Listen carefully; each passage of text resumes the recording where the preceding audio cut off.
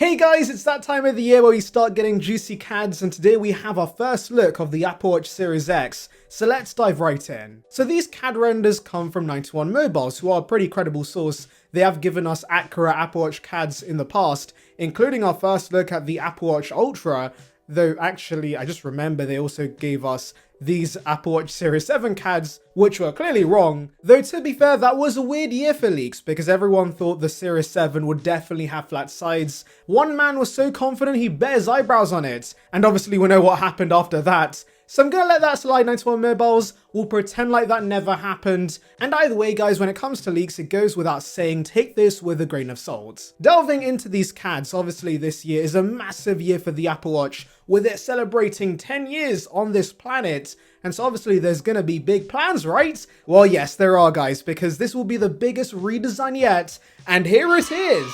Okay, I'm kidding. This actually is the CAD. And where's the big redesign everyone was hyping up? I'm trying to look a little closer, but I literally see no differences. Okay, jokes aside, yes, I know the design is very similar, and I see people on Twitter already calling it boring and Apple can't innovate anymore, but I'm actually fine with the chassis mostly staying the same. There is a reason Apple's kept around the squarish chassis for so long, and that's because it works. And if it ain't broke, why try to fix it? They tried to change up watchOS 10 and we saw how much of a train wreck that was, so at least let the hardware changes be minimal for the sake of practicality. Around the watch would aesthetically look nice, don't get me wrong, but of course, you get less real estate on the display, and so Apple's never gonna do that. It's time to stop fantasizing about the rounder Apple Watch. Timothy's never gonna make that dream come true. Now, I do want to clarify, this does not mean the Series X is a completely boring refresh, because one change that earlier rumors did point out is a larger display, and we see that here, but with a caveat. So in case you're not aware, Minshew Quo first told us the next generation Apple Watch would increase from 41 to 45mm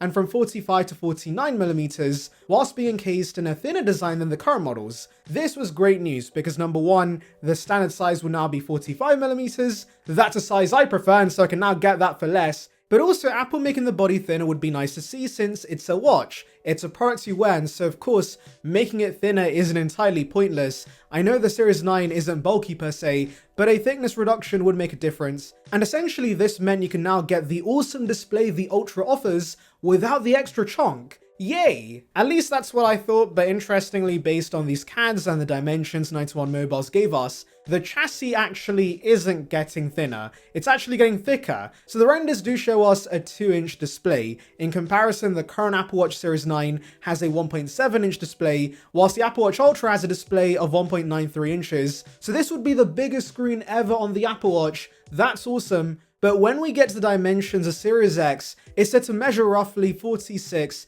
by 39.7 by 11.6mm, which would make it bigger overall than the Series 9, and crucially chunkier. Now to be fair, this is still slightly more compact than the Ultra, so that's a nice bonus, but when rumors were saying the Series X would be thinner, I assumed it would be thinner compared to the Series 9, not the Ultra. Now yes, I know people are gonna say, I actually would prefer a bigger chassis and a bigger battery, Mr. Saran, and fair enough. I was under the assumption the regular watches would never change from the 18-hour battery rating they've had for years, and instead they would maintain that whilst offering a thinner chassis, similar to, of course, what they did with the new iPad Pros. I guess in a way I'm happy I was wrong, because with a thicker chassis, I'm assuming everyone can now get the awesome endurance the Ultra has, so that's a massive W, Timothy. Look at me using Gen Z terminology, being hip with the kids, am I right? You know what else would be a massive W? A sub to the channel, of course. It's free and would bring you the latest about Apple right to your subscription box, so please consider it.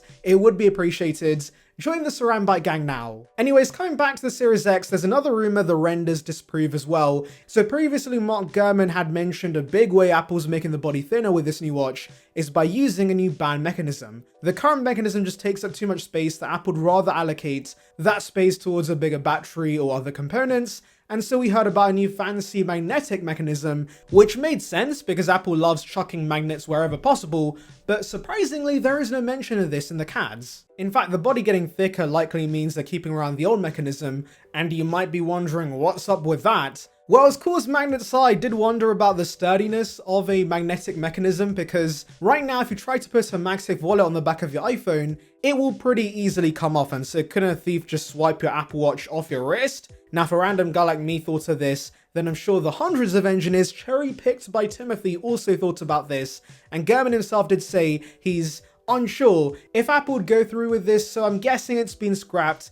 which will make those who have thousands and thousands of existing watch bands very happy. Moving away from the CADs, let's talk about the new health features with the Series X, because as usual, there is a health focus here, and specifically this new watch will be able to recognize hypertension and sleep apnea. How would this work, you may ask? Well, hypertension will be detected through blood pressure monitoring done on the wrist, and the watch will be able to tell the wearer if blood pressure is trending upwards so that they can report these findings to a doctor, but Gurman makes it clear this will not be providing exact readings, which makes sense because Apple doesn't want this to be medical grade. If it gives the user dodgy readings, they could get sued big time, and so it's better for the watch to give you rough readings. You can then verify the information with an actual professional. Now with sleep apnea, this will be detected through sleep measurements and breathing patterns, letting users know if the condition is present. Considering right now you have to take a sleep study in an overnight sleep center to verify this, the watch should help reduce the friction in getting a diagnosis, and that's pretty cool, I can't lie. Though as a side note, I will say I've tried sleep tracking briefly in the past,